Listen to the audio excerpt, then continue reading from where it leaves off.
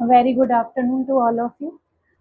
आज हमारी इकोनॉमिक्स की सेकेंड क्लास है। फर्स्ट क्लास में हम लोगों ने बेसिक थ्योरी समझ ली थी, इकोनॉमिक्स क्या है, स्टैटिस्टिक क्या है।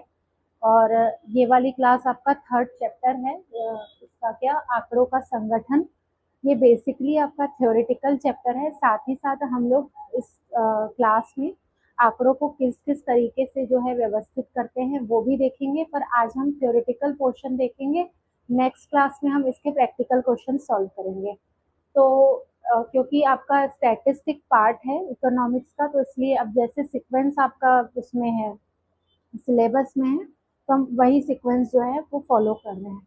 तो इस चैप्टर में आप बेसिकली क्या क्या सीखेंगे वो देख लीजिए कि आपके अपरिष्कृत आंकड़े हैं उनको किस तरह से आप वर्गीकृत करते हैं। आपके मात्रात्मक और गुणात्मक वर्गीकरण में अंतर लास्ट क्लास में हम देखे थे कि क्वांटिटेटिव और क्वालिटेटिव डेटा क्या होते हैं, तो उनका वर्गीकरण आप कैसे करते हैं वो देखेंगे। आपका बारंबारता वितरण सारणी जो है आपका, इसमें फ्रीक्वेंसी डिस्ट्रीब्यूशन कैसे किया जाता है, वर्गों के निर्माण की जो तकनीक है कि किस तरह आप ग्रुप्स में डिवाइड करते हैं डेटा को, वो देखेंगे।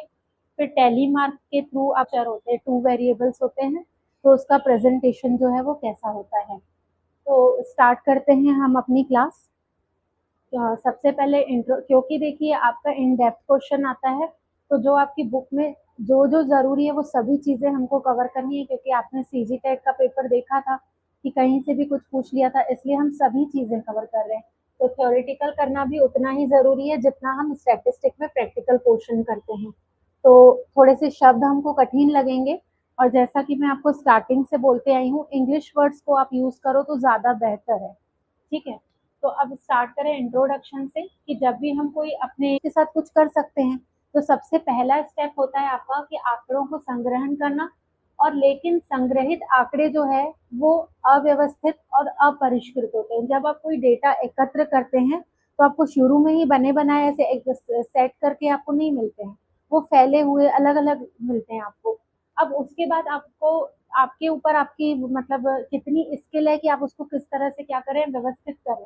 तो इन्हें सीधे उपयोग करना बहुत कठिन होता है, इसलिए इनको व्यवस्थित करना क्या हो जाता है, आवश्यक हो जाता है। तो इस डेफिनेशन में, इस इंट्रोडक्शन में आपने ये तो समझ लिया कि आंकड़े आपको सीधे सीधे एक तरीके से सेट किए हुए नहीं मिलते हैं, बिखरे हुए मिलते हैं, और आपका काम है इसको अरेंज करना। तो ये चीज हो गई। जैसे कि उदाहरण आपकी बुक में ही दिया हुआ है कि कबाड़ी वाला अलग अलग जगह से कबाड़ एकत्रित करता है, फिर उसको अलग अलग पार्ट में, पेपर्स को अलग करेगा, कार्टून को अलग करेगा, लोहा टीना सब अलग करेगा, उसके बाद फिर उसको प्रॉपर वैल्यू मिलती है। जो भी कबाड़ उसका है उसको फिर अरेंज करने के बाद बेचता है वो, या उसका जैसे भी रिसाइकल करता है, तो उसकी वैल्यू क्या होती है, बढ़ जाती है उससे, उसकी कबाड़ी की। तो ये इसी तरह आपके जो डाटा होते हैं, जो कच्चे ऐसे ही आपको मिलते हैं बिखरे हुए, उनको रॉ डेटा कहा जाता है। डेटा जो है ना स्टैटिस्टिक में दो प्रकार के होते हैं, एक होता है रॉ और एक होता है अरेंज्ड या फिर क्लासिफाइड। तो रॉ डेटा वो होते हैं जो आपको बिना किसी व्यवस्था के क्या हुए हैं, संग्रहित किए हों। अपरिष्कृत आंकड़े को ही रॉ जो डेटा है वो कहा जाता है। अब इनकी विशेषता क्या क्या होती है, तो ये बहुत ज्यादा अव्यवस्थित होते हैं। जैसे हमारी क्लास में अगर 15 लोग उपस्थित हैं, तो 15 लोगों में अगर सबकी हाइट की बात करें, तो कोई 5-5 है, कोई 5-3 है, कोई 5-2 है, कोई 5-6 है, कोई 5-7 है, 8 है, बॉयज लंबे होते हैं। तो यहाँ आंकड़े सारे अलग अलग अलग होंगे। फिर आप उसको, जब आप उसके साथ काम करना शुरू करते हो, तो सबसे पहले आप उसको अरेंज करते हो, असेंडिंग ऑर्डर में करो, मतलब घटते से बढ़ते क्रम में, या फिर डिसेंडिंग ऑर्डर में करो। उसके बाद ही आप कुछ कोई भी कंक्लूजन निकालना हो, जैसे एवरेज निकालना हो, या ये निकालना हो कि कौन सबसे ज्यादा फ्रिक्वेंसी है, तो वो आप तभी कर पाएंगे जब वो प्रॉपर अरेंज्ड हो। तो ये वाले आंकड़े जो होते हैं ना रॉ, ये हमेशा क्या होते हैं, अव्यवस्थित होते हैं। तो इनके साथ सार्थक निष्कर्ष निकालना बहुत मुश्किल होता है।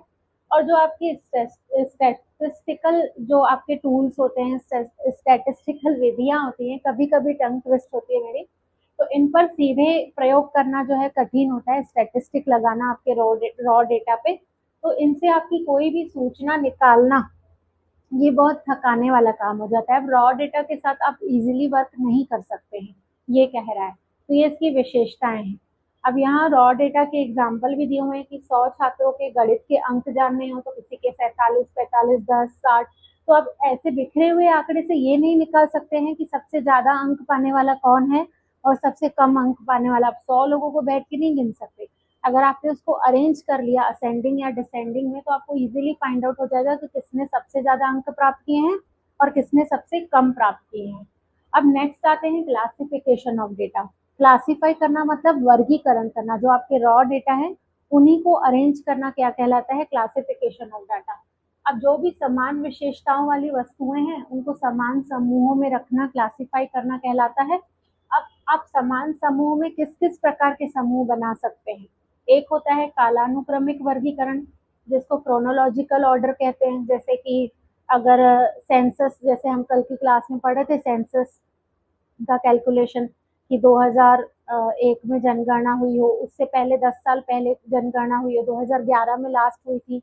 तो ऐसे अंग्रेज जब हमारे देश को छोड़ के गए तो उसके बाद जितनी भी हमारे देश की जनगणना हुई, तो एक चार्ट बनी हुई थी, आपको ध्यान में होगा कल की क्लास का।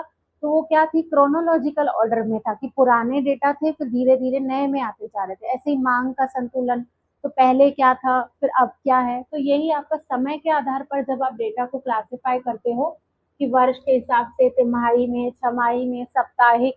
जैसे कोई एक शॉपकीपर है, वो सप्ताह में अपनी सेल का एक चार्ट बनाता है, पिछले हफ्ते इतनी बिक्री हुई, इस हफ्ते इतनी।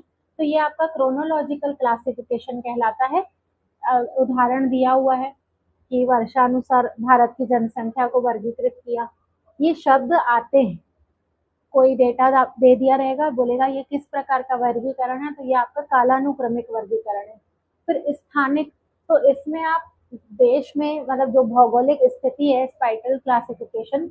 जब आंकड़ों को आप भौगोलिक स्थिति में, जैसे देश की बात कर लें तो पंजाब में गेहूं का प्रोडक्शन कितना है, गुजरात में कितना है, छत्तीसगढ़ में, तो छत्तीसगढ़ सबसे ज्यादा प्रोडक्शन दिखाएगा। अनाज में, सॉरी, चावल में छत्तीसगढ़ ज्यादा दिखाएगा, गेहूं में पंजाब ज्यादा दिखाएगा। तो जब आप राज्य, शहर, जिला इस हिसाब से जब क्लासिफाई करते हो, तो फिर इस तरीके का क्लासिफिकेशन स्थानीय वर्गीकरण कहलाता है। जैसे विभिन्न देशों में गेहूं की उपज, ठीक है। इसके बाद आता है क्वालिटेटिव जो है वर्गीकरण। क्वालिटेटिव में ना क्वालिटी के हिसाब से, जैसे स्त्री पुरुष हो गया, विवाहित अविवाहित हो गया, बच्चे हो गए, या फिर अलग अलग, जैसे टीन एज में कितने लोग आएंगे, अर्ली चाइल्डहुड में कितने लोग आएंगे। अभी आपने वो भी पढ़ा होगा पेपर 1 में, प्याजे के जो आपके स्टेजेस हैं आपके, कि 0 से 2 इयर्स का बच्चा हुआ, फिर 2 से 5 साल का, फिर 7 से। तो वो भी क्या है, एक तरह से क्वालिटी वाइज बच्चों को क्या किया है, प्याजे ने डिस्ट्रीब्यूट किया है।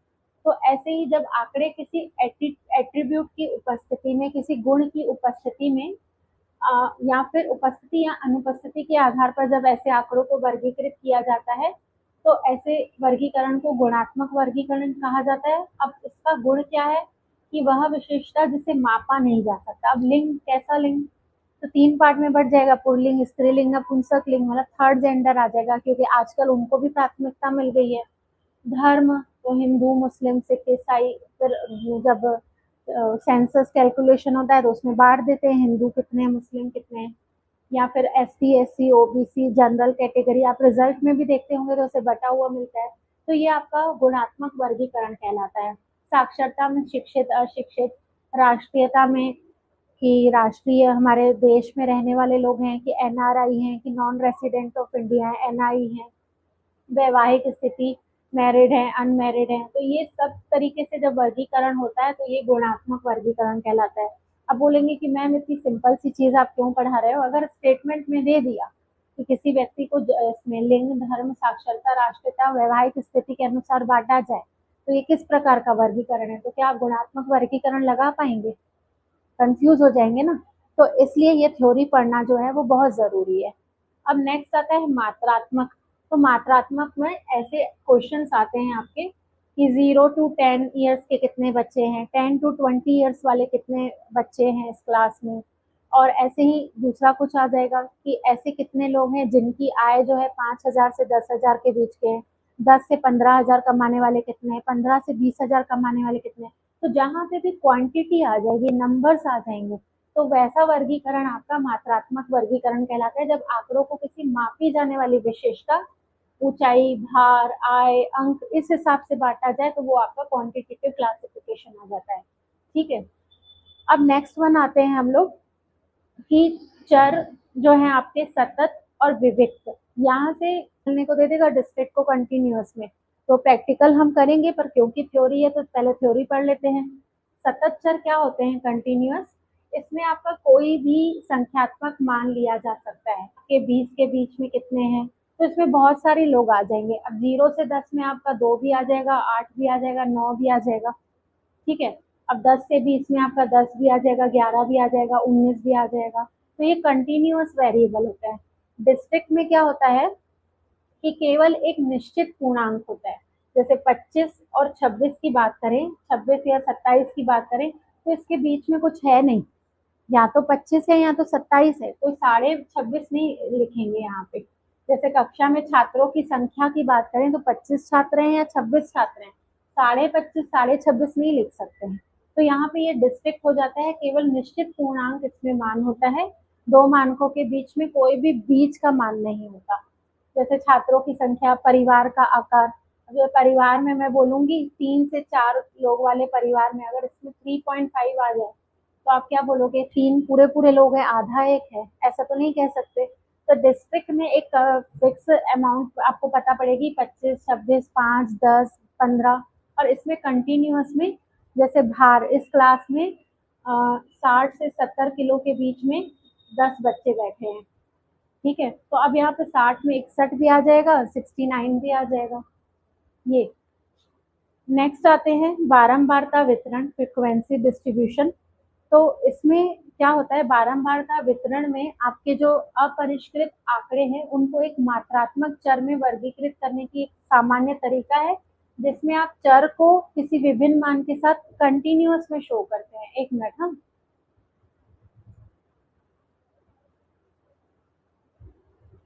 विवेक तो चर ना, हिंदी बहुत ज्यादा हिंदी दे दी है ना। हाँ, हम लोग इंग्लिश में पढ़ते हैं ना, तो मैं थोड़ा सा वो हो रही थी। अपरिष्कृत आंकड़ों को एक मात्रात्मक मतलब क्वांटिटी दे दी जाती है। अब यहाँ से समझो, वैसे तो इसके क्वेश्चन ही आने के चांस, स्टैटिस्टिकल क्वेश्चन से न्यूमेरिकल क्वेश्चन ही आते हैं ज्यादातर। अब जैसे यहाँ देखो पद दिया हुआ है और इसकी परिभाषा, क्लास की बात करें तो 0 to 10, 10 to 20, ये जो है ये क्लास है, आंकड़ों का एक समूह। तो ये आपका क्लास कहलाता है। अब क्लास में भी ये इधर वाला जो होता है वो लोअर क्लास कहलाता है और ये वाला क्या कहलाता है? अपर क्लास कहलाता है। अब क्लास लिमिट की बात करें तो क्लास लिमिट में क्या होंगी? वर्ग की दो सीमाएं, जो उच्च तरफ कौन सा है, निम्न तरफ कौन सा है और उच्च तरफ कौन सा है। तो ये क्लास लिमिट, जैसे यहाँ पे 10 और 20 है। ठीक है, तो यहाँ पे ये निम्न क्लास है, ये उच्च क्लास है। निम्न वर्ग सीमा कौन सी होगी? तो ये 10 निम्न है। उच्च वर्ग सीमा कौन सी होगी? तो ये 20 उच्च है। अब बात आती है वर्ग अंतराल। वर्ग अंतराल या वर्ग विस्तार कैसे निकालते हो? तो उच्च वर्ग सीमा से निम्न वर्ग सीमा को घटा दो। जैसे यहाँ 10 और 20 है, तो 20 उच्च है, निम्न क्या है? 10 है, तो इस दोनों को घटा दोगे तो क्या आ जाएगा? 10। और आप एक चीज गौर करना, जब भी आपके पास क्लास दिया होगा ना, क्लास में डिस्ट्रीब्यूशन दिया होगा, तो हर बार सेम अंतर आता है, 10 10 10 का ही अंतर आता है। और जब आप थोड़ा और इन डेप्थ जाओगे, ऐसे सीमा को हम क्या करते हैं? बार ग्राफ में शो करते हैं। तो आप देखना ऐसे इक्वल बार ग्राफ बनते हैं। ऐसे भले ऊपर नीचे होंगे, फ्रिक्वेंसी क्योंकि ऊपर नीचे हो सकती है, पर ये जो डिस्टेंस होगी ना वो सेम होगी। पर बाय चांस कहीं 10 की जगह 20 हो गया, तो उस समय ये वाली डिस्टेंस जो है ना वो ऐसे बड़ी हो जाती है। फिर ऐसे जब आप और इन डेप्थ जब आप सेट वगैरह का पढ़ोगे तो उसको तोड़ते हैं फिर, तो वो अभी मैं नहीं सिखा रही। बस आपको टर्म्स पता होने चाहिए क्या क्या है। तो क्लास मीन्स क्या? 0 to 10, 10 to 20, 20 to 30। Class limit क्या? जहाँ पे लोअर और अपर कितना है। वर्ग सीमा क्या है आपकी? वर्ग का न्यूनतम मान, जैसे 60 और 70 में सबसे छोटा कौन सा है? निम्न वर्ग सीमा। उच्च में बड़ा। वर्ग अंतराल या वर्ग विस्तार क्या? कि उच्च और निम्न का अंतर। अब बात आती है मध्य बिंदु को निकालने की। मध्य बिंदु को कई बारी वर्ग चिन्ह भी कहा जाता है। तो क्योंकि 10 20 को मैं ले रही हूँ, तो 10 को और 20 को अगर जोड़ दे और उसको 2 से भाग कर दे तो हो जाएगा आपका 15.5। ऐसे, और अगली बार हर बार 10 10 10 10 जुड़ता जाएगा। अब 20 से 30 का निकालना होगा तो 25.5। फिर और आगे जाओगे तो 35.5, फिर वो जो डिफरेंस हमने निकाला ना वो आगे बढ़ता जाता है। तो ये मध्य बिंदु होता है, मिड वैल्यू बोला जाता है इसको। इंग्लिश में अगर आपने क्वेश्चन सॉल्व कर रखे होंगे तो इसको मिड वैल्यू कहा जाता है। और क्लास फ्रीक्वेंसी क्या होता है? वर्ग बारंबारता, उस वर्ग में आने वाले प्रेक्षणों की संख्या, कि कितनी, मतलब जैसे कि 0 to 10 में कितने लोग हैं, तो 5 लोग हैं। 10 to 20 के अंदर कितने बच्चे हैं, तो 6 बच्चे हैं। तो ये आपकी फ्रिक्वेंसी कहलाती है, वर्ग क्लास की फ्रिक्वेंसी। ठीक है, प्रैक्टिकल क्वेश्चन में और अच्छे से समझ में आएगा आपको। बाकी मैं देख लेती हूँ कुछ छूटा है क्या।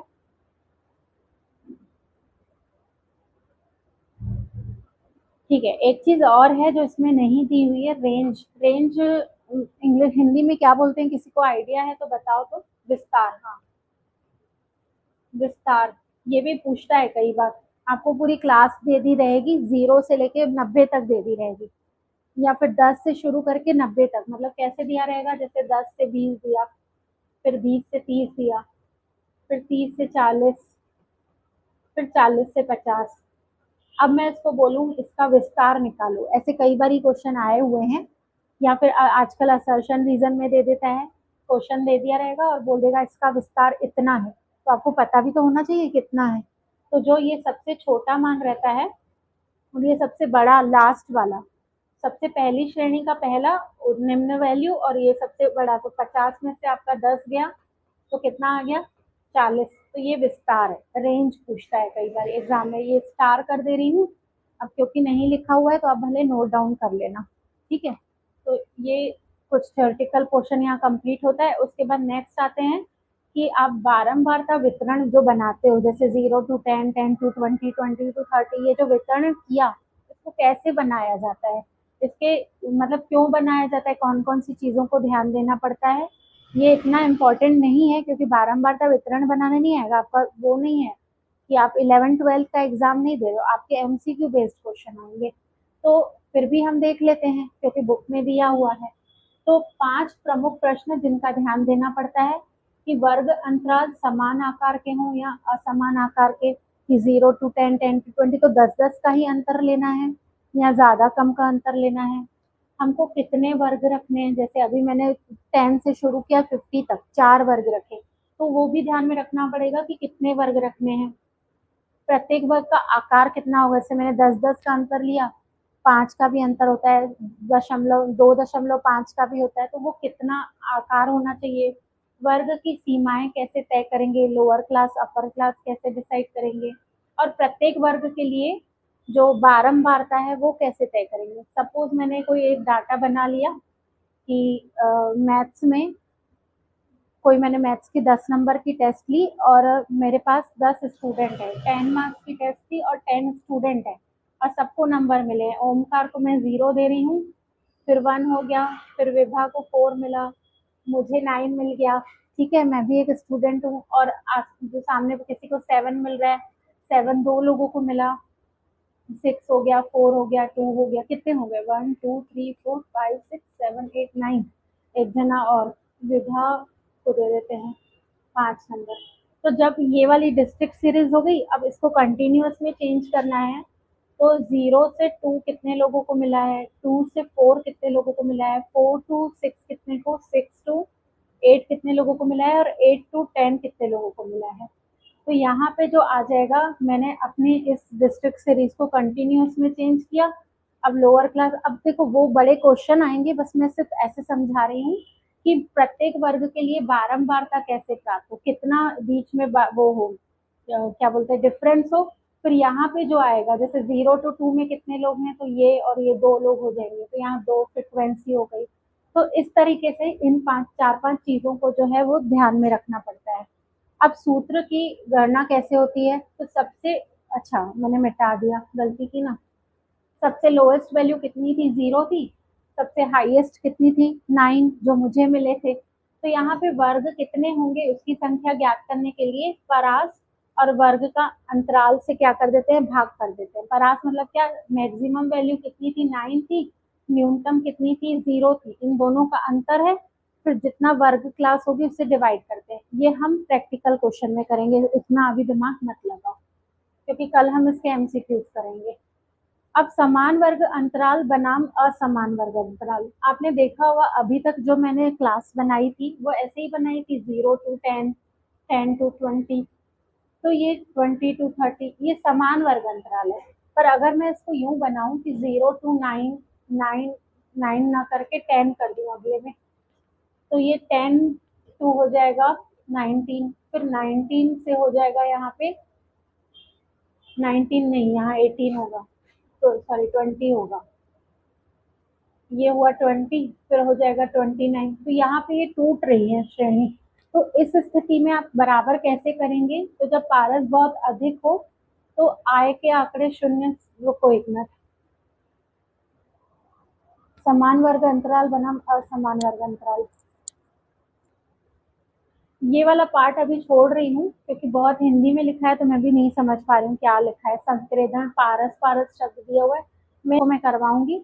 वर्ग अंतराल की विधियां ये बता रही थी मैं, इंक्लूसिव और एक्सक्लूसिव मेथड, जो अभी मैं करवा रही थी इंक्लूसिव, जैसे 0 to 10, अब यहाँ 11 to 20 है, 21 to 30, ये आपकी इंक्लूसिव है। मतलब क्या, 0 to 10 में 10 भी इंक्लूसिव है। पर अगर 0 to 10 और 10 to 20 होता तो यहाँ पे 10 जो है इधर इंक्लूड होगा, यहाँ पे एक्सक्लूड हो जाएगा। ठीक है, तो यहाँ पे एक्सक्लूसिव मेथड रहता है। मतलब देखो क्या लिखा हुआ है कि निम्न और उच्च दोनों वर्ग की सीमाओं का मान उसी वर्ग में जब शामिल होता है तो इसको समावेशी विधि कहा जाता है, और अपवर्जी में उच्च वर्ग सीमा का मान उस वर्ग में शामिल नहीं होता, वो अगले में चला जाता है। जैसे 10 अगर आता तो वो इधर चला जाता। तो ये यही है, उदाहरण दिया हुआ है और ये इसका उदाहरण दिया हुआ, 10 to 20, 20 to 30।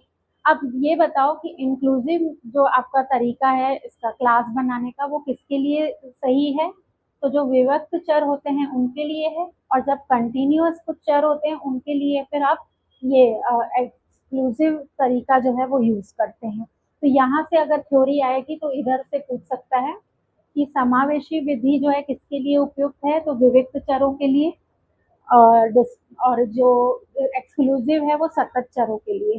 तो इसको आप कहीं पे स्टार कर देना। अब एडजस्टमेंट कैसा होता है कि आपके पास अगर इंक्लूसिव है उसको आपको एक्सक्लूसिव में चेंज करना है, तो एक तरीका है, इधर आप लोअर में और अपर में एक नंबर रहता है 0.5, वो जोड़ दें या घटा दें, तो फिर वो आ जाएगा आपका एक्सक्लूसिव बन जाएगा। तो यहाँ पे ये लिखा हुआ है कि एडजस्टमेंट होता है समावेशी विधि में जब एक वर्ग की उच्च सीमा और अगले वर्ग की निम्न सीमा में अगर आप -0.5 और +0.5 करते हैं तो ये फिर आपकी एक्सक्लूसिव में चेंज हो जाएगी। जैसे 0 to 10 दिया हुआ है और फिर 11 to 20 दिया हुआ है, तो इसमें क्या बोल रहा है, -0.5, 0 में 0.5 माइनस करेंगे तो क्या आ जाएगा, ये 0.5, और 10 में प्लस करना है तो ये 10.5 हो जाएगा। ऐसे ही 11 -0.5 करना है तो ये हो जाएगा 10.5, और फिर ये ऐसे कर सकते हो। ठीक है, अब टैली मार्क क्या होता है, तो ये इसमें इतना ज़्यादा कुछ नीड नहीं है, बस ये 1 होता है, रोमन नंबर 2, फिर ये 3, फिर ये आपका 4। अब कहीं कहीं पे ऐसे लिखा रहता है, और उसके बाद अगर 5 करना हो तो फिर ऐसे क्रॉस, कहीं कहीं पे आपको ऐसे क्रॉस दिखता है, तो ये 5 मतलब ऐसे करके गणना होती है, जैसे बैठ के, तो ऐसे 5-5 का ग्रुप बनाते हैं, तो यही टैली मार्क है। ठीक है, अब आप देखिए बारंबारता गिनने के लिए मिलान चिन्ह का प्रयोग किया जाता है। प्रत्येक प्रेषण के लिए उसके वर्ग के सामने एक चिन्ह लगाया जाता है, और पांचवा चिन्ह पिछले 4 को तिरछे से काटता है। अब यहाँ उदाहरण दिया हुआ है, यदि किसी छात्र के अंक जो है वो 57 आए हैं और ये 50 to 60 वाले में आएगा। एक मिनट, हाँ, ये तो पहली मार्क हो गया कंप्लीट। यहाँ बोल रहा है कि अगर किसी बच्चे के 57 मार्क्स आए हुए हैं तो वो किस वर्ग में आएगा, तो 50 से 60 के बीच में आएगा। अब 50 से 60 में 51 वाला भी आएगा, 57 वाला भी आएगा, आपका 59 वाला भी आएगा। तो मान के चलो 6 लोग आ रहे हैं 50 से 60 वाले में, तो ऐसे करके आप उसके सामने ऐसे शो कर सकते हैं। बस यही बात बोल रही है यहाँ पे। ठीक है, और ये जो 40 से 50 है और अंक अगर 40 आए हैं तो वो इसी में इंक्लूड होगा, पर अगर 50 आएंगे तो फिर आप अगले में काउंट करोगे। बस यही बात हो रही है।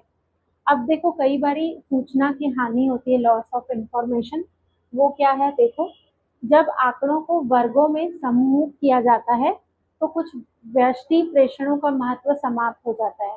आप देखो, आप जैसे 20 से 30 के बीच में डेटा को ले रहे हो और उसमें सिर्फ 25 25 20 ये आपकी सीरीज दी हुई है, अब इसको बारंबारता वितरण में लाना है। तो ये 25 जो है वो इसके 20 और 30 के बीच में आ रहा है। 25 कितनी बार है, 3 बार है। और 20 22 28 ये छूट छूट जा रहे हैं, तो इसके अलावा बाकी चीजें छूट जाती हैं, जो काम की है वो इसमें आ जाती हैं।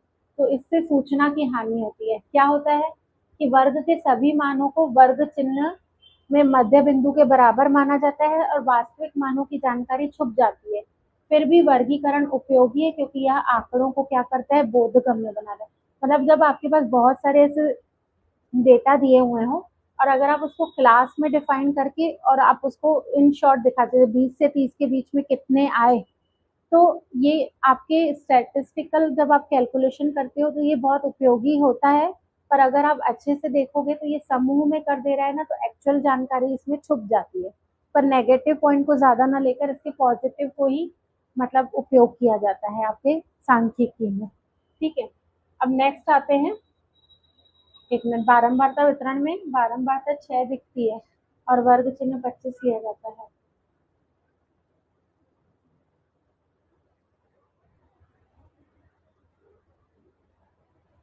मीन मीडियन मोड में देखेंगे।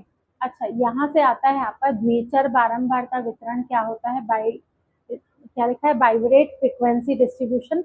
इसको यहाँ से समझो पहले।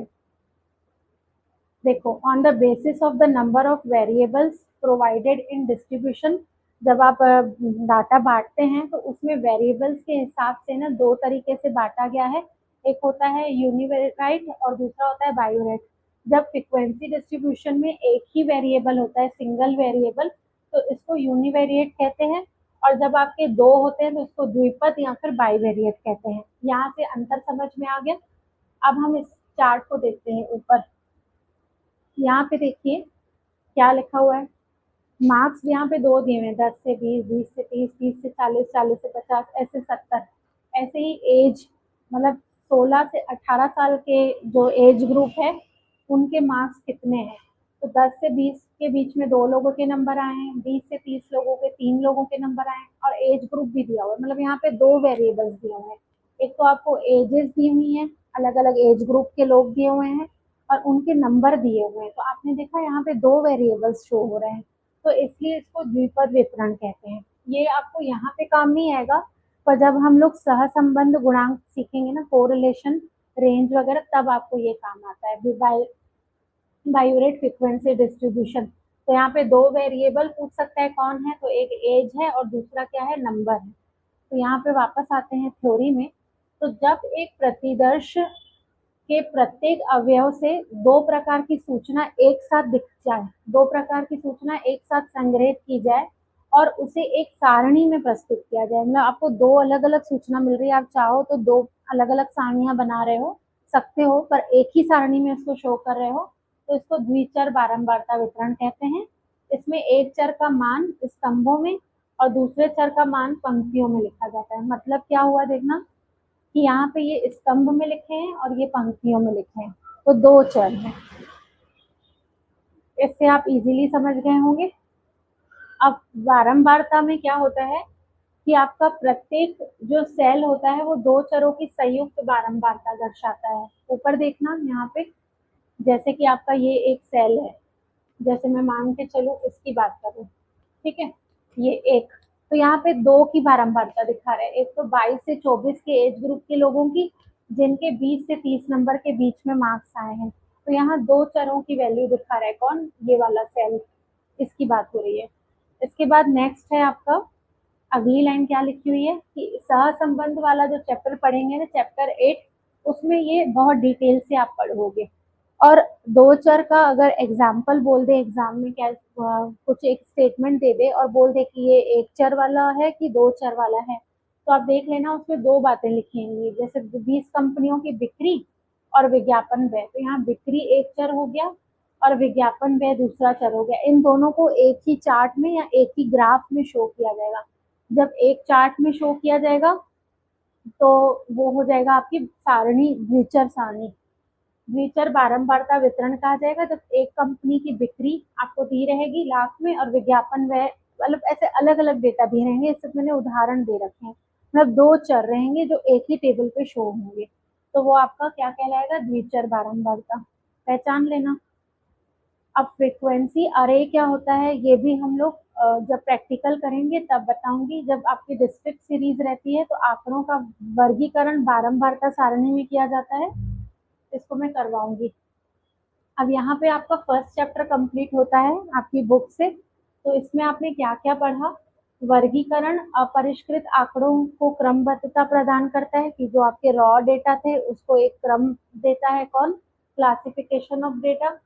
अपवर्जी विधि में उच्च वर्ग सीमा को क्या किया जाता है, शामिल नहीं किया जाता। समावेशी में निम्न और उच्च दोनों सीमाएं शामिल होती हैं।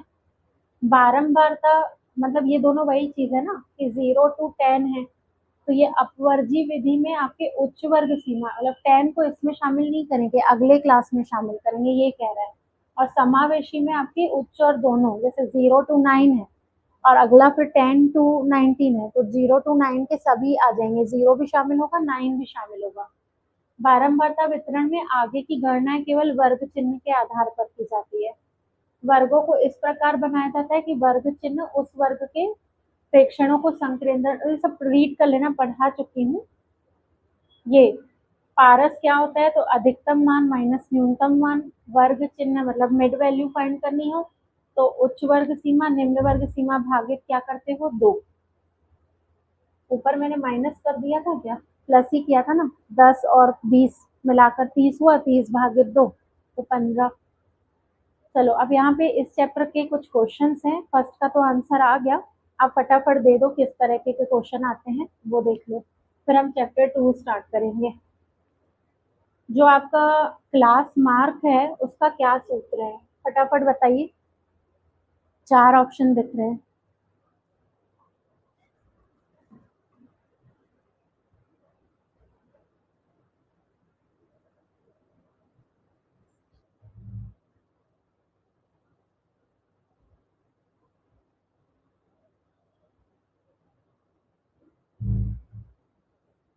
ठीक है, इसका दो चरों की जो बारंबारता है उसके वितरण को क्या कहा जाता है।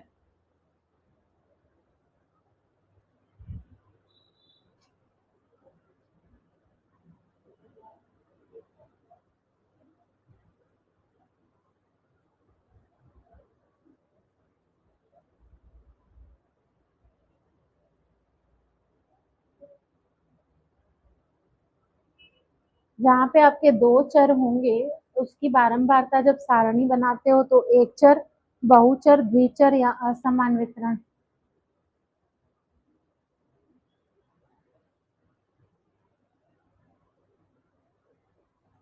चलो ठीक है, द्विचर वितरण आपको पता है ना, दो वेरिएबल्स हैं तो उसको क्या कहा जाएगा, द्विचर वितरण।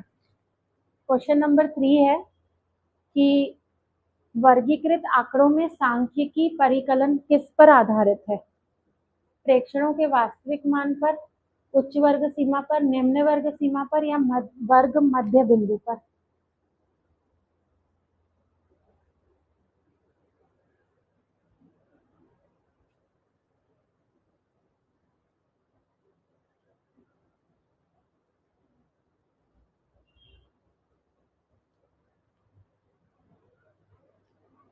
ठीक है, इसका करेक्ट आंसर जो है मध्य बिंदु पर, एक्सक्लूसिव। अगला क्वेश्चन है आपका, वर्ग के मध्य बिंदु पर, मतलब आपके पास वर्गीकृत आंकड़ा दिया हुआ है 0 to 10, 10 to 20, तो जब आप मीन और मोड वगैरह निकालते हो तो मिड वैल्यू निकालना जरूरी हो जाता है ना। तो वही बात हो रही है कि वर्गीकृत आंकड़ों में सांख्यिकी परिकलन जो है वो आपकी मिड वैल्यू पर होगी, बीच के मान पर। अपवर्जी जो विधि है, एक्सक्लूसिव मेथड, उसमें क्या होता है, निम्न वर्ग सीमा को वर्ग अंतराल में शामिल नहीं किया जाता, उच्च वर्ग सीमा को वर्ग अंतराल में शामिल नहीं किया जाता, दोनों सीमाओं को शामिल किया जाता है या दोनों को बाहर रखा जाता है।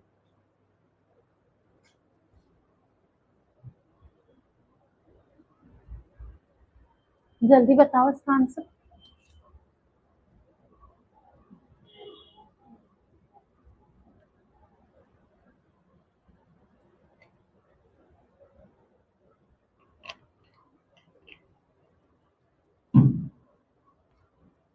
ठीक है, इसमें उच्च वर्ग सीमा को वर्ग अंतराल में शामिल नहीं किया जाता। क्लास में अभी करवाया है। अब ये जो रेंज है उसका मतलब क्या है?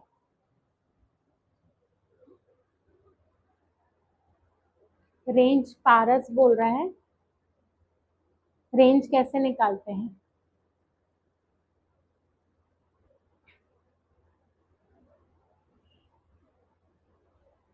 अधिकतम और न्यूनतम के बीच का क्या औसत निकाला जाता है इसमें?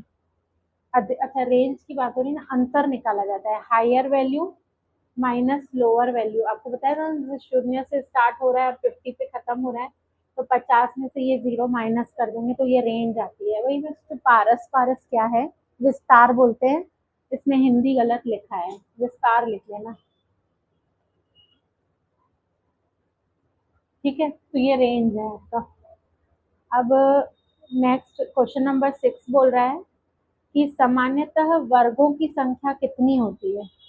2 से 5 के बीच, 5 से 10, 6 से 15 और 10 से 20।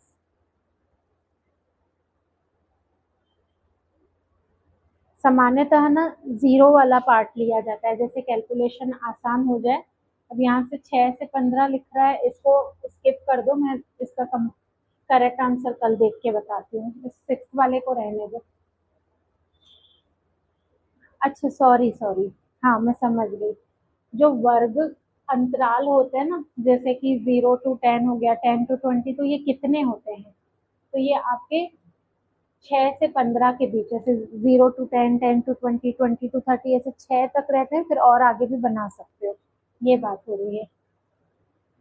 ऊंचाई, भार, आय किस प्रकार के चर हैं?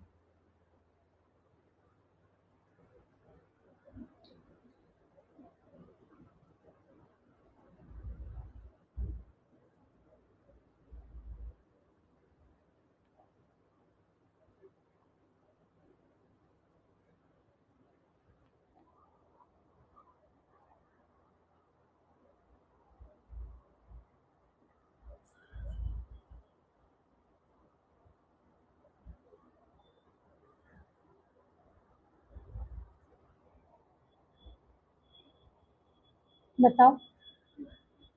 ठीक है, ऊंचाई, आय और भार जो है वो आपके सतत चर हैं।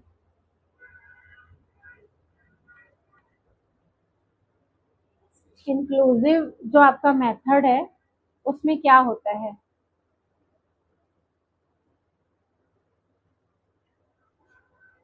उच्च वर्ग सीमा शामिल नहीं होती, निम्न वर्ग सीमा शामिल नहीं होती, निम्न और उच्च दोनों वर्ग सीमाएं शामिल नहीं होती, या फिर कोई भी सीमा शामिल नहीं होती।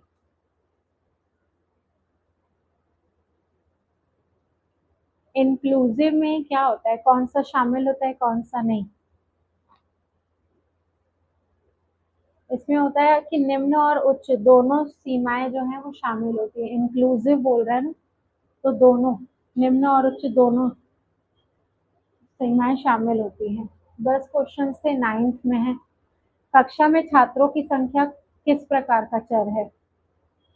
सतत है, गुणात्मक है, विविक्त है या भौगोलिक है?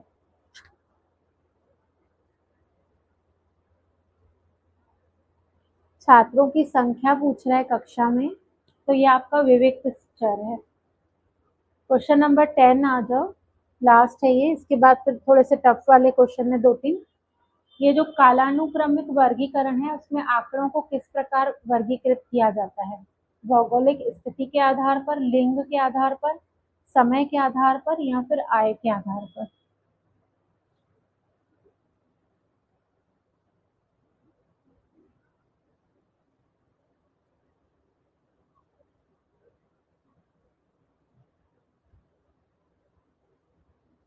ठीक है, कालानुक्रमिक जो रहता है, क्रोनोलॉजिकल ऑर्डर, इसमें आप समय के आधार पर, काल की बात हो रही है ना, अगर ना भी समझ में आए तो इसको तोड़ दो, काल, तो काल मतलब क्या?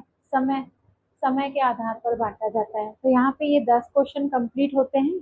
अब ये थ्योरेटिकल क्वेश्चन है, चर क्या है, वस्तुओं के वर्गीकरण में क्या लाभ हो सकता है, ये सब अगर देखने हो तो देख लेना।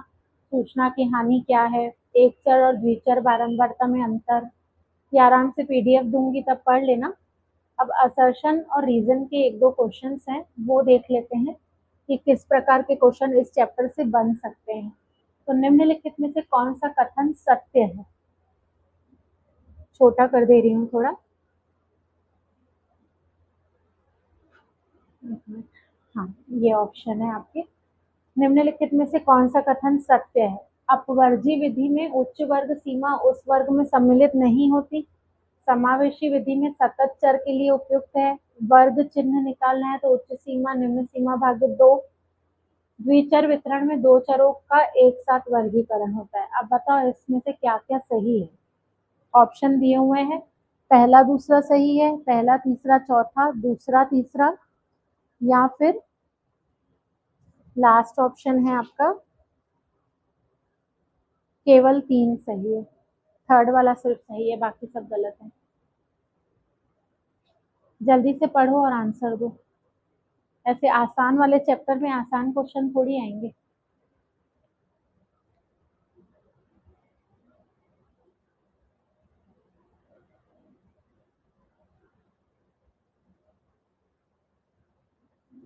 ठीक है, चार्ट याद करो। समावेशी और जो है आपकी इंक्लूसिव और एक्सक्लूसिव जो करा रही थी, तो कौन सतत के लिए है और कौन डिस्ट्रिक्ट सीरीज के लिए है, उसी से आंसर आ जाएगा।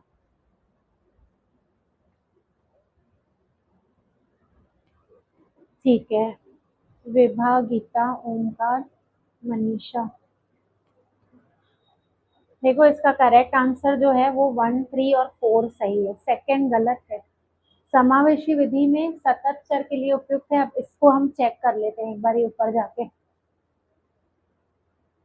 समावेशी विधि की एक चार्ट थी ना, फटाफट चेक कर लेते हैं। समावेशी यहाँ पे क्या लिखा हुआ है, ध्यान से देखो। किस प्रकार के चारों के लिए यूज होती है? विभक्त के लिए।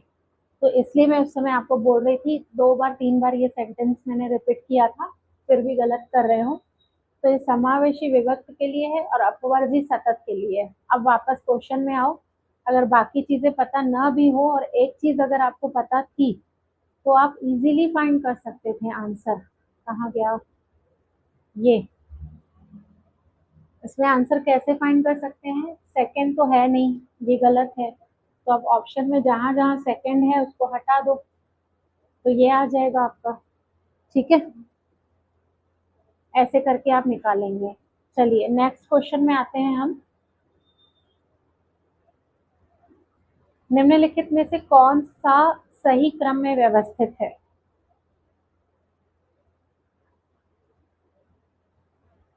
कालानुक्रमिक, फिर स्थानिक, गुणात्मक, मात्रात्मक। रॉ डेटा रहता है उसको टैली मार्क करते हैं, फिर फ्रीक्वेंसी बनाते हैं, डिस्ट्रीब्यूशन, फिर एनालिसिस करते हैं। पहले रेंज निकालते हैं, फिर क्लास इंटरवल निकालते हैं, फिर नंबर ऑफ क्लासेस डिफाइन करते हैं, फिर क्लास मार्क देते हैं। बताना। क्योंकि आप लोग टीचर हो और आप बहुत सालों से पढ़ाते हो, ठीक है। कोई बच्चों को पढ़ाता होगा, कोई स्कूल में कहीं पढ़ाता होगा, ट्यूशन भी ऑलमोस्ट सभी पढ़ाते ही होंगे। तो आपने पहले भी पढ़ा हुआ होगा, इकोनॉमिक्स स्टार्टिंग है, तो मुझे लगता है थोड़ा बहुत तो जानकारी होगी। इसका जो करेक्ट आंसर है, इसका आंसर जो है वो घ है। ये 2 और 3, ये कोई अरेंजमेंट नहीं है। आप डेटा को समय के हिसाब से अरेंज करते हो वो अलग बात है, स्थान के हिसाब से अरेंज करते हो वो अलग बात है। गुणात्मक अगर डेटा है तो वैसे अरेंजमेंट करोगे, मात्रात्मक है तो वैसे अरेंज करोगे। ऐसा नहीं है कि एक आपको डेटा दिए हुए हैं तो उसको पहले कालानुक्रम में डालोगे, फिर उसको स्थानिक में डालोगे, फिर ऐसे नहीं होता है। इसलिए फर्स्ट तो गलत है, ठीक है। और सेकंड में रॉ डेटा रहते हैं, रॉ डेटा को आप थोड़ा क्लासिफाई करके फिर उसकी टैली मार्किंग करते हो। जैसे क्लास में आपके 10 बच्चे हैं तो कितने नंबर आए, तो ऐसे कितने बच्चे हैं जिनके 0 to 5 मार्क्स आए हैं, तो वैसे करके आप टैली मार्किंग कर सकते हो। फिर फ्रीक्वेंसी डिस्ट्रीब्यूशन बनाते हो, फिर एनालिसिस करते हो कि कौन फर्स्ट आया कौन सेकंड आया। ऐसे ही रेंज तय करते हो। फिर क्लास इंटरवल निकालते हो, पहले upper class lower class check करते हो, फिर क्लास इंटरवल बनाते हो, फिर नंबर ऑफ क्लासेस तय करते हो, 5 बनानी है, 6 बनानी है कि 7। उसके बाद फिर उस हिसाब से क्लास मार्किंग देते हो। तो ये दोनों सही थे, वो गलत था। अब ये थर्ड नंबर में देखो, दो स्टेटमेंट दिए हुए हैं। वर्गीकृत आंकड़ों में सूचना की हानि होती है क्योंकि वर्ग के सभी मानों को वर्ग के मध्य बिंदु से माना जाता है। क्या ये सही है? तो ये दोनों स्टेटमेंट आपके सही हैं और सही व्याख्या करता है। ये मैंने ऊपर बताया था, जैसे 0 to 10 है तो इसमें 1 2 3 4 सभी शामिल होंगे, पर इसको बीच वाले मान से 5 से मापा जाएगा, तो इसमें सूचना की हानि होती है। तो ये सही है और सही व्याख्या है। इसके बाद नेक्स्ट आते हैं, ये लास्ट है आपका।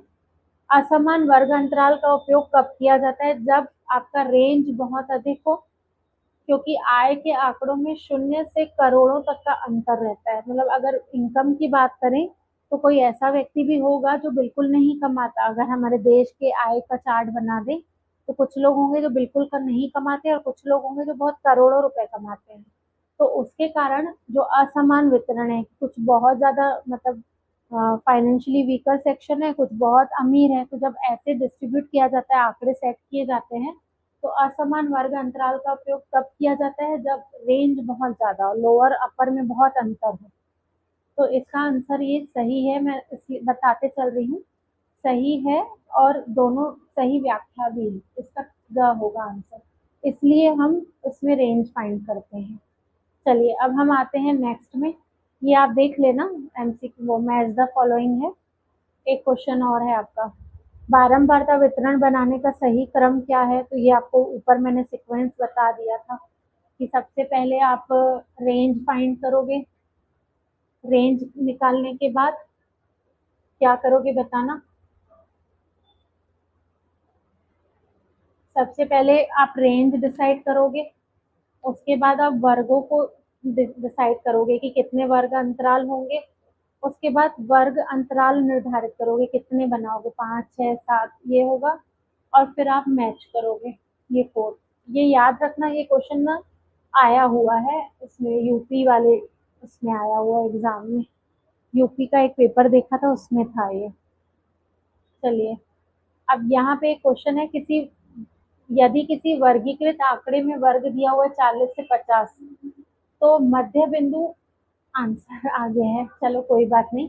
ऐसे क्वेश्चन आते हैं आपके कि आपको मिड वैल्यू निकालनी है और वर्ग अंतराल निकालना है। तो मिड वैल्यू कैसे निकालते थे? इन दोनों को जोड़ के 2 से भाग करते हैं, तो 40 और 50 कितना होता है? 90/2, तो 45 होगा। तो ये मध्य बिंदु 45 यहाँ पे भी है और यहाँ पे भी है, तो ये दोनों आंसर कट हो जाएंगे। अब बोल रहा है दूसरी चीज कि अंतराल निकालना है, तो इन दोनों का अंतर निकालना है। 5 और 50 और 40 का अंतर कितना है? 10 है। तो इस तरह से आप सॉल्व करेंगे, ठीक है। तो इसका करेक्ट आंसर जो है वो क है। चलिए ये आप देख लेना कुछ क्वेश्चन, ये वाला वही क्वेश्चन है जिसमें समावेशी विधि को आपको बदलना है अपवर्जी में। तो एक तरफ आप -0.5 करते हो, एक तरफ +0.5 करते हो, ये वो वाला क्वेश्चन है। चलिए अब हम चैप्टर नेक्स्ट चैप्टर की ओर आ रहे हैं। आपका ये चैप्टर है आंकड़ों का प्रस्तुतिकरण। अभी आपने क्या किया, रॉ डेटा को देखा और आंकड़ों का वर्गीकरण कैसा होता है आपने वो देखा कि टैली मार्क के थ्रू कैसे करते हैं, फिर क्लास इंटरवल कैसे बनाया जाता है। हालांकि वो बहुत बड़ा चैप्टर है, पर आपके एनसीईआरटी में बहुत छोटा छोटा दिया हुआ है, किसमें, इकोनॉमिक्स में। तो जितना था वो मैंने पूरा कवर करा लिया। अब प्रीवियस ईयर के क्वेश्चन हम एक क्लास और लेंगे इन दोनों चैप्टर को। एक्चुअली मैं चारों चैप्टर को मिला के कल की क्लास जो होगी, थ्योरी इसके आगे की कुछ बचेगी वो, और चारों चैप्टर के कुछ एमसीक्यूज न्यूमेरिकल क्वेश्चंस हम फोकस करेंगे कल की क्लास में। तो अभी जो है ये चैप्टर है आपका आंकड़ों का प्रस्तुतिकरण। तो बेसिकली इसमें आप ये सीखोगे कि आंकड़ों को आप प्रेजेंट कैसे करते हो। तो ये दिया हुआ है आपको, ये शायद शो नहीं होता हो रहा होगा, मैंने आगे बढ़ा रही हूँ, मतलब यहाँ पे मैं पढ़ के बता दे रही हूँ कि ऑगिव एक होता है, ऑगिव के थ्रू, मतलब ऑगिव कैसा होता है आपका ऐसे चार्ट दी रहेगी, ऐसे ऐसे करके शो होता है, कर्व टाइप का।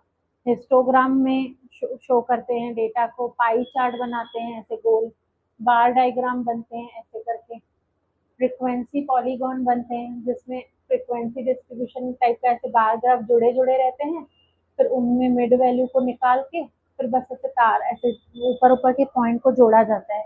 ये क्वेश्चन इतने बड़े आएंगे नहीं, बस इनकी क्वालिटी क्या होती है और आपकी बुक में कैसे प्रेजेंटेड है वो मैं अभी दिखाऊंगी।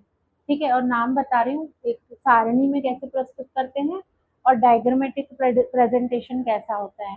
तो उसको स्टार्ट करते हैं। तो सबसे पहले हम लोग इस चैप्टर के लर्निंग ऑब्जेक्टिव्स देख लेते हैं, क्या क्या देखोगे आप। हाँ तो बताया तो नहीं दिखेगा, इसलिए तो पढ़ के बता दिया। वो पीडीएफ दूंगी तो दिख जाएगा, पर वो उतना काम का नहीं। वो सब जो जो मैंने अभी बोल के बताया ना, पाई चार्ट हो गया, ऑगिव हो गया, और बार ग्राफ हो गया, पिक्टोग्राफ हो गया, वो कैसे कैसे होते हैं वो सीधा बुक में से ही खोल के दिखाऊंगी। बस जो नोट्स हैं वो पहले एक बार देख लो, फिर बुक में से दिखा रही हूँ। तो इस अध्याय में आप कैसे पढ़ोगे कि सारणियों का प्रयोग कर आंकड़ों को कैसे प्रस्तुत करोगे। अब आपके क्वेश्चन में सारणी बनाने के लिए नहीं, डिस्क्रिप्टिव पेपर नहीं है आपका, एमसीक्यू बेस्ड है। तो सारणी बनाने के लिए नहीं दिया रहेगा, बल्कि आपको बाई चांस सारणी दे दी, फिर उसमें से आपको कैलकुलेशन करने के लिए आएगा। और ज्यादातर इस वाले चैप्टर की चांसेस कम होती हैं, पर फिर भी क्योंकि सिलेबस में है तो हम करेंगे। Present data through diagram, diagram के थ्रू आप कैसे डेटा को प्रेजेंट करते हो। तो जो छोटे बच्चों की बुक्स देखोगे ना, तो उन लोग पिक्टोग्राफ, जैसे 5 आइसक्रीम के लिए 5 आइसक्रीम बनाते हैं, या फिर 20 आइसक्रीम बनानी है तो एक आइसक्रीम 5 के बराबर है, तो उन लोग 4 आइसक्रीम बना देंगे, ऐसे वो डायग्राम बना के डेटा को प्रेजेंट करते हैं, जिसको पिक्टोग्राफ बोला जाता है। फिर आंकड़ों को 3 प्रस्तुतिकरण होती है। किन किन तरीके से, 3 मेथड होते हैं बेसिकली, कि आंकड़ों को आप कैसे प्रेजेंट करते हो वो देखोगे। सारणी के सभी अंग, अगर आप कोई टेबल बना रहे हो डेटा को अरेंज करके, तो यहाँ से इम्पोर्टेंट है आपका कि सारणी में कौन कौन सी चीजें आ जाती हैं। कंपोनेंट ऑफ स्टैटिस्टिकल टेबल, जो आप स्टैटिस्टिकल टेबल बनाते हो तो उसमें कौन कौन से अंग आते हैं। विभिन्न प्रकार के आरेखों का चुनाव करना, कि आपको कौन सा आरेख बनाना है। तो डेटा पर डिपेंड करता है कि आपको बार ग्राफ बनाना है, कि पिक्टोग्राफ बनाना है, कि फ्रीक्वेंसी पॉलीगॉन बनाना है, कि ऑगे बनाना है। तो वो आपको तय होता है, तो यहाँ पे आप चूज करना सीखते हो। तो उसको स्टार्ट करते हैं कि why do we need present data, data को क्यों आप मतलब प्रेजेंट करना चाहते हो। तो हमने पिछले चैप्टर में पढ़ा था कि डेटा को कैसे हम कलेक्ट करते हैं, और कलेक्ट करने के बाद हम डेटा को क्या करते हैं, ऑर्गेनाइज करते हैं। तो ऑर्गेनाइज करने के बाद अगर डेटा जो है वो आपके प्रॉपर एक सिस्टमेटिक वे पे शो हो, तो सुसंबद्ध और प्रस्तुत योग्य दिखाने के लिए आप डेटा को क्या करते हो, अरेंज करने का स्टेप उठाते हो। तो यहाँ लिखा है सामान्यतः आंकड़ों का परिणाम जो है अच्छा अधिक आता है अगर आप उसको सुसंबद्ध और प्रस्तुत योग्य रखने की आवश्यकता होती है। देखो यहाँ पे कुछ और ही लिखा है, इंग्लिश में पढ़ लेते हैं क्या लिखा है। यहाँ बोल रहा है लास्ट चैप्टर में आपने देखा था कि आपने डेटा को कैसे कलेक्ट किया और कैसे ऑर्गेनाइज किया, जैसे आपने क्लास में ऑर्गेनाइज किया। तो अगर आपके डेटा जितने अच्छे से अरेंज होंगे ना, तो रिजल्ट निकालना आसान हो जाता है। ये सेंटेंस आपको ये बता रहा है। अब आंकड़ों को प्रस्तुत करने के 3 तरीके होते हैं, इन डेप्थ जाने की जरूरत नहीं है। सबसे पहला है टेक्सचुअल, कि लिखकर आपने वर्णात्मक रूप में डिस्क्राइब कर दिया कि इतने लोग, मतलब जैसे आपने टेबल बना दी, पहले कच्चे डाटा अरेंज किए, उसके बाद आपने अरेंजमेंट किया उसको क्लास में, फिर आपने डिक्लेयर कर दिया कि अमुक व्यक्ति फर्स्ट आया, अमुक व्यक्ति जो है फेल हो गए। तो एक पाठ विषय या वर्णात्मक रूप में डिस्क्रिप्टिव प्रेजेंटेशन करते हो। दूसरा रहता है कि आप ना इस सारणी में प्रेजेंटेशन करते हो, टेबुलर बार ग्राफ वगैरह बना दोगे, या फ्रिक्वेंसी दे रही है तो फ्रिक्वेंसी ग्राफ बना दोगे। तो इस तरह से सारणीबद्ध करके भी डेटा को प्रेजेंट करते हो। और तीसरा होता है आरेखीय, इसमें आप डायग्रामेटिक या ग्राफिकली प्रेजेंट करते हो। तो अगर क्वेश्चन आ जाए कि कितने प्रकार से डेटा का प्रेजेंटेशन होता है, तो एक होता है आपका वर्णनात्मक, टेक्सचुअल या डिस्क्रिप्टिव प्रेजेंटेशन, दूसरा होता है टेबुलर प्रेजेंटेशन, और तीसरा होता है आपका डायग्रामेटिक और ग्राफिकल प्रेजेंटेशन। अब इसके आगे हम आते हैं कि पाठ विषयक प्रस्तुतिकरण, टेक्सचुअल प्रेजेंटेशन जो सबसे ऊपर हमने फर्स्ट वाला पढ़ा टेक्स्ट में या डिस्क्रिप्टिव प्रेजेंटेशन करते हो, तो ये कब करते हो? When data is presented with running text itself, अपने आप ऐसे लिखने से काम चल जा रहा है। पाठ विषयक प्रस्तुतिकरण में आंकड़ों का विवरण पाठ में ही दे दिया जाता है। जब आंकड़ों का परिणाम जो है बहुत ज्यादा न हो, तो यह स्वरूप अधिक उपयोगी है कि आप रिटर्न में दे दो कि यहाँ का प्रोडक्शन अच्छा है और यहाँ का प्रोडक्शन अच्छा नहीं है। जैसे चावल का प्रोडक्शन छत्तीसगढ़ में अच्छा है, कश्मीर में अच्छा नहीं है, तो एक रिटर्न टेक्स्ट में आपने रिजल्ट दे दिया। तो ये तब जब आपके पास बहुत ज्यादा आंकड़े ना हो और आप लिखकर काम चला दे रहे हो।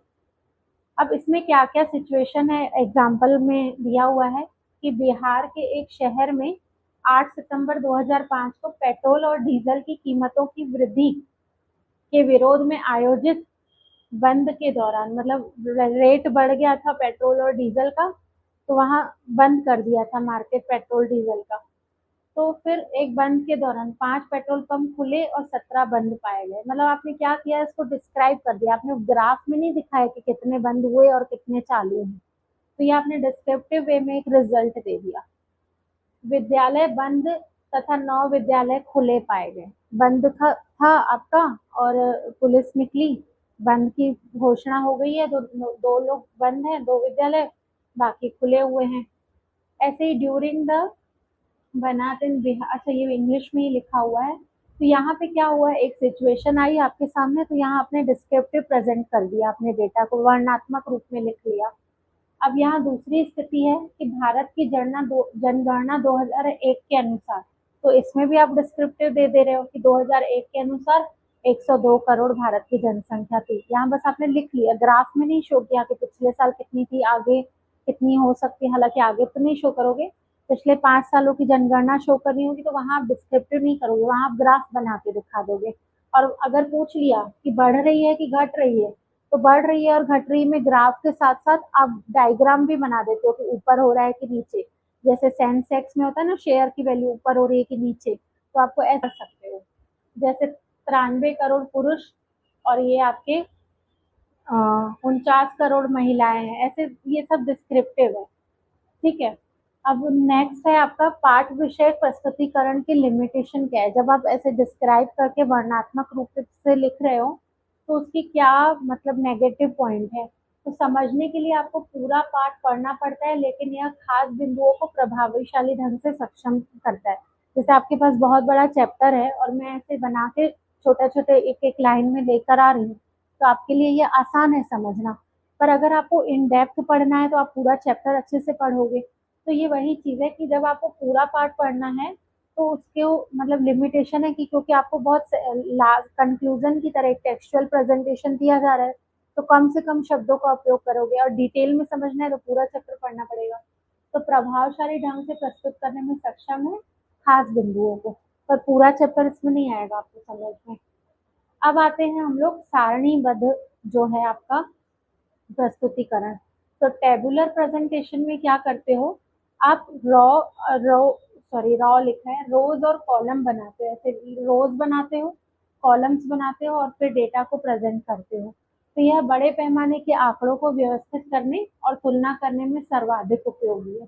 अगर क्वेश्चन में आ जाए कि बहुत ज्यादा बड़ा पैमाना है, तो उसको आप कैसे शो करोगे, तो आप टेबुलर प्रेजेंटेशन करते हो, टेबल में डेटा को शो करते हो। जैसे कि भारत की जनगणना पिछले 10 सालों में कितनी बढ़ी है घटी है, तो वो आप टेबल से शो कर सकते हो। पर आप चाहो और उसको आसान करना है, बस सिर्फ पूछ ले कि बढ़ रही है कि घट रही है, तो फिर आप ग्राफिकल प्रेजेंटेशन करते हो। तो यहाँ पे ये चीज है। सारणियन का सबसे महत्वपूर्ण लाभ क्या है कि आंकड़ों को आपका सांख्यिकी प्रयोग और निर्णय लेने के लिए व्यवस्थित करता है। जब भी आप कुछ आपको स्टेटिस्टिकल कुछ कैलकुलेशन करने हो, तो टेबल जो है वो बेस्ट वे रहता है, मतलब बेस्ट वो रहता है आपके पास। अरेंज किए हुए डेटा टेबल से देखकर आप जल्दी जल्दी कैलकुलेशन कर सकते हो, डिसीजंस ले सकते हो। तो टेबल अच्छा रहता है जब आपको सांख्यिकी प्रयोग करने हो। अब यहाँ पे एक टेबल दी हुई है लिंग और स्थान के अनुसार भारत में साक्षरता की। तो पुरुष, स्त्री, और यहाँ पे योग दिया हुआ है। ग्रामीण शहरों में आपके हजार में दिया हुआ है, किसमें दिया हुआ है, परसेंटेज में दिया हुआ है। ग्रामीण में 79% पुरुष हैं और 59% स्त्रियां हैं। ऐसे ही शहर में 90% पुरुष हैं, 80% स्त्रियां हैं। और कुल योग देखेंगे गांव और शहर में, तो कुल पुरुष कितने हैं, तो 82% है, स्त्रियां कितनी है, तो 65% है। ऐसे करके शो किया हुआ है। तो यहाँ से आप एक चार्ट से आप तीन चार चीजें देख सकते हो। कुल पुरुष, कुल स्त्रियां कितनी है, शहर में कितनी है। अब यहाँ से शहर और गांव में पुरुष, टोटल पुरुष 82 है, और 79% जो है वो आपके गांव में है, 90% शहर में। हालांकि ये एक्यूरेट टेबल नहीं है, बस आप एक तरह से, बस मैं समझा रही हूँ कि टेबुलर प्रेजेंटेशन जो है वो ऐसी होती है। तो यहाँ स्रोत दिया हुआ है कहाँ से ये आया है। तो ये भारत की जनगणना 2011 में जो की गई थी ना, उसमें लिखा हुआ है। ये 7 वर्ष या अधिक आयु वाली जनसंख्या, ये 7 वर्ष से कम लोगों का इसमें इंक्लूड नहीं किया गया है। तो यहाँ सोर्स दिया हुआ है, ये टेबल कहाँ से बनी हुई है, ये बुक की टेबल है।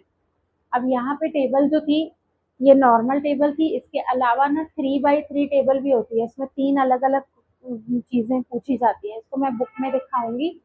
इसमें रो कॉलम्स रहते हैं, 3x3 टेबल विथ 3 रोज। जैसे इसमें 3 रो हो जाएंगी, एक में मेल लिखोगे, एक में फीमेल, एक में टोटल। और 3 कॉलम है, रूरल रूरल अर्बन और टोटल। ऐसे करके ये 3x3 टेबल है जो ऊपर आपने देखी।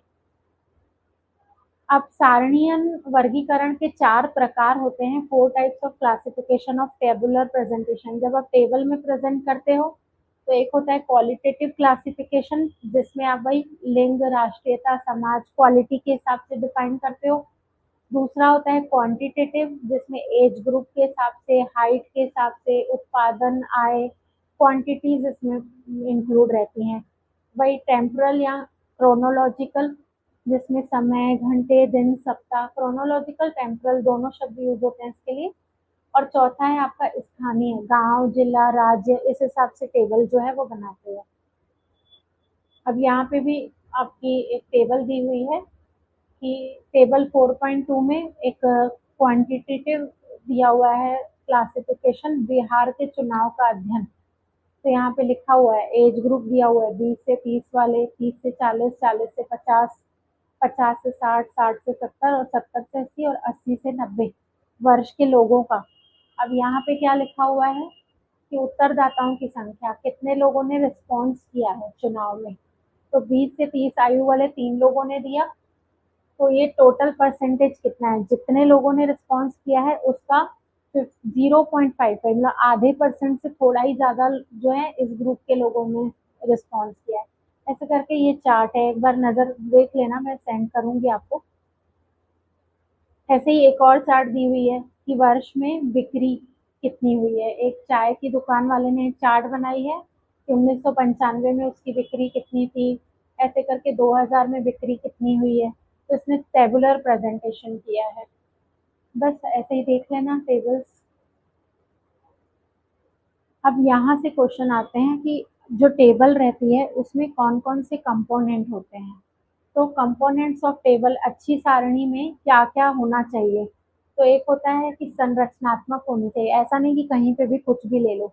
स्ट्रक्चर वे पे बननी चाहिए एक फिक्स तरीके से। सारणी जो है आपकी, स्ट्रक्चरल डायग्राम होना चाहिए। सारणी संख्या, टेबल नंबर, सारणी की पहचान दी जाती है कि कौन सी टेबल, टेबल नंबर। ऊपर मैंने 3 4 टेबल दी, तो टेबल 4.1, 4.2, 4.3, क्योंकि फोर्थ वाला चैप्टर है ना। तो चैप्टर 4 में फर्स्ट टेबल, सेकंड टेबल। तो आपने क्या किया इसमें कि आइडेंटिफाई ईच टेबल। फिर टाइटल होना चाहिए कि पता हो कि ये टेबल क्या शो कर रही है।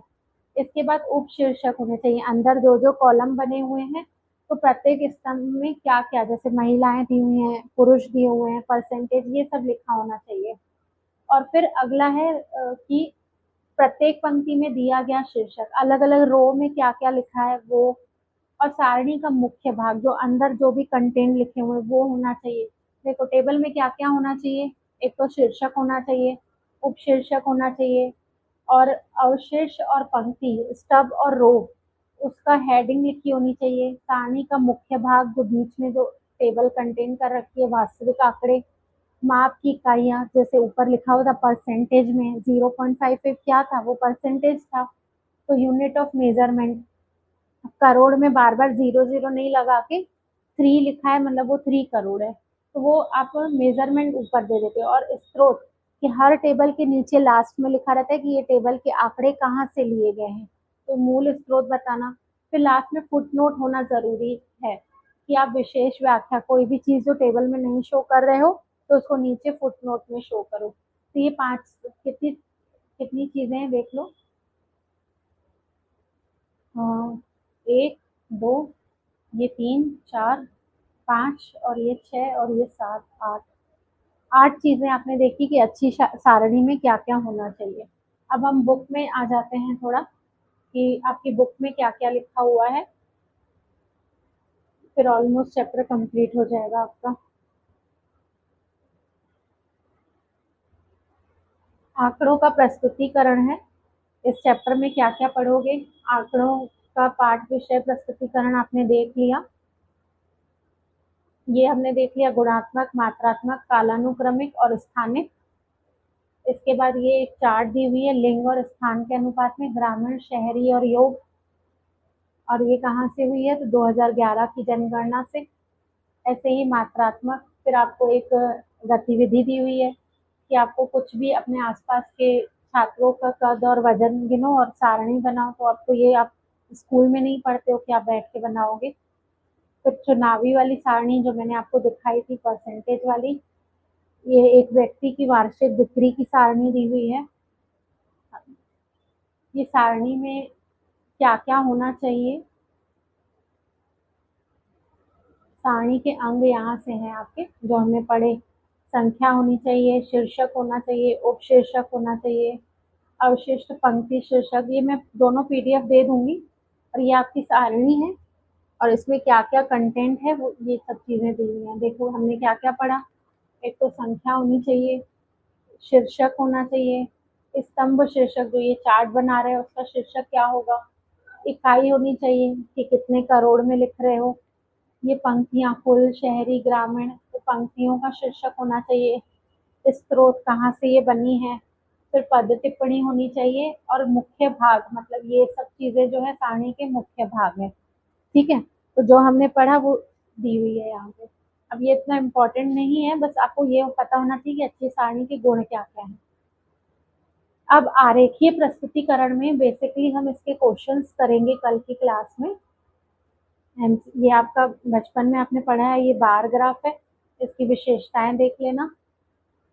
जब आपके पास एक साथ दो टाइम पीरियड के ग्राफ बनाने हो तो ये डबल बार ग्राफ बनता है। जैसे ये आंध्र प्रदेश में दो चीजें दी हुई हैं साक्षरता, तो ये पुरुष और ये स्त्री हो गई, तो यहाँ पे दो दो बन रहे हैं। यहाँ फिर पुरुष स्त्री नहीं है, सॉरी, यहाँ चार्ट को अच्छे से रीड करो। 2001 में और 2011 में, तो ये जो लाइट कलर है वो आपका 2001 शो कर रहा है और ये 2011। ऐसे ही गुजरात में, हरियाणा में, करनाल में, केरल में, तो ये अलग अलग दो टाइम पीरियड के साक्षरता की दर प्रस्तुत ये शो कर रहा है आपका कौन, दंड आरेख या बार ग्राफ। तो ये डबल दो टाइम का बना हुआ है और ऊपर जो आपने देखा वो सिंगल बार ग्राफ था। इसके अलावा ऐसे भी बार ग्राफ बनते हैं जब हाफ पोर्शन फिर हाफ ऊपर रहता है, तो इस प्रकार के बार ग्राफ को क्या कहा जाता है? आ, ऊपर लिखा होगा,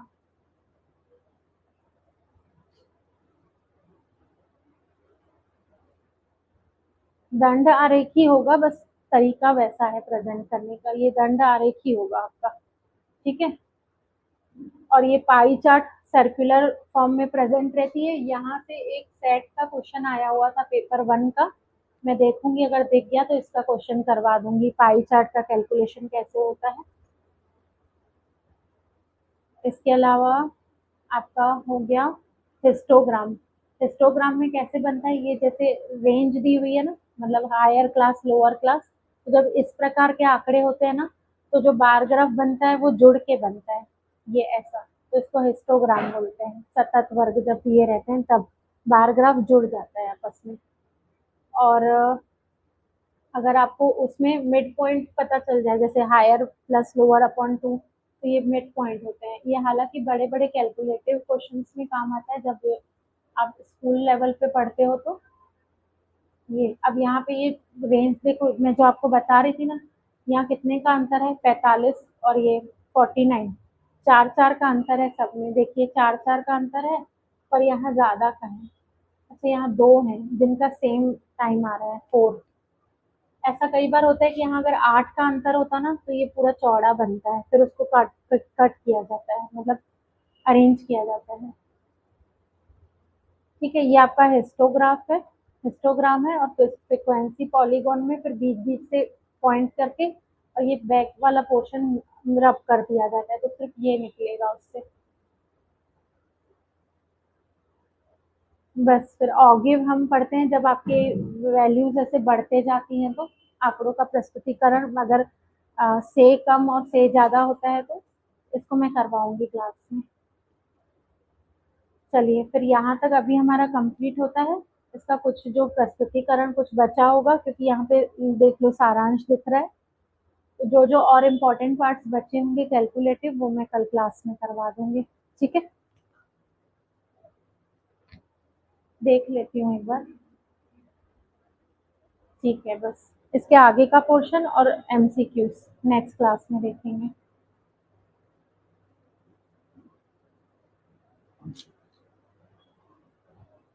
इस चैप्टर में ऐसा कुछ था नहीं ना, इसलिए जो स्टार्टिंग के दो थे वो थ्योरेटिकल थे, ये एक्चुअली प्रैक्टिकल क्वेश्चंस हैं इसके। थ्योरी जितनी जितनी थी हमने कवर कर ली है। चलिए, फिर हम नेक्स्ट क्लास में मिलेंगे।